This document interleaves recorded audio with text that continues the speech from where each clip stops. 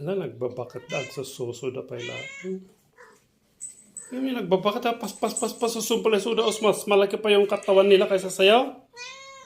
Ang, ang tataka yung kumain tapos magdede pa. Ano ba yan? Oh, tapos katapos magdede, kakain na naman. Grabe kayo, ang lalaki na ninyo, oh. Ka naman kasi, Chloe.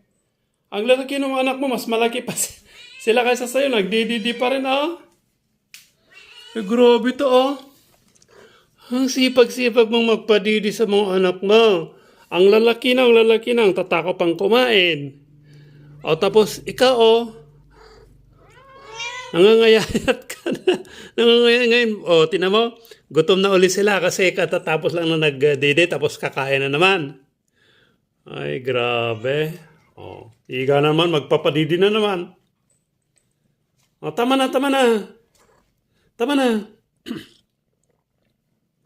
O, inintay niyong pagkain. Dito kayo sa kusina naka-stay kasi yung inintay niyo lang pagkain niyo.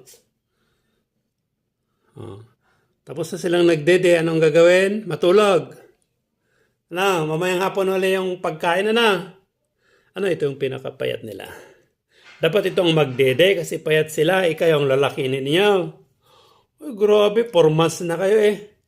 Ano yung magiging 2 years? Mag 2 years na kasi kailan Si Chloe naman tong mama nila. Ang sipag-sipag magpadidi sa mga anak niya. Oh. Grabe. Grabe si Chloe, ang sipag niyang magpadede sa kanyang mga anak. Ayun ang lalaki. Ito yung kamukha yung mama niya. Oh, yan na.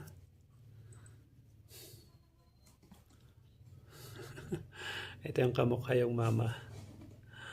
Pag lumaki ito, para rin si Chloe. Oh.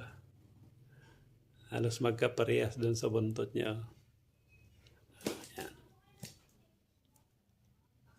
Ito naman yung ama nila. Pero grabe ang mga to. Mamamatay yung mama nyo. Grabe kayo. Ang lalaki niyo. Tatakaw pa niyong kumain. Tapos magdedede. Ano? Oh, tinamang laki-laki mo. Oh, tapos magdedede ka pa rin. Grabe. Ang grabe ang tatakaw niyo. Kaya ang bilis niyong lumaki kasi doble. Magdede kayo. Kakain kayo. Di kayo naawa sa mama nyo. Sa mama nyo. Oh, dito lang tayo sa kusina. Hinihintay ulit yung pagkain. Di pa tayo nakaluto. Kakain na naman. Ha? Ha? Ha? Ha? Ha? Ha?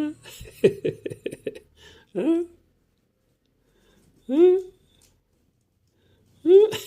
Ay, hindi. Dyan na.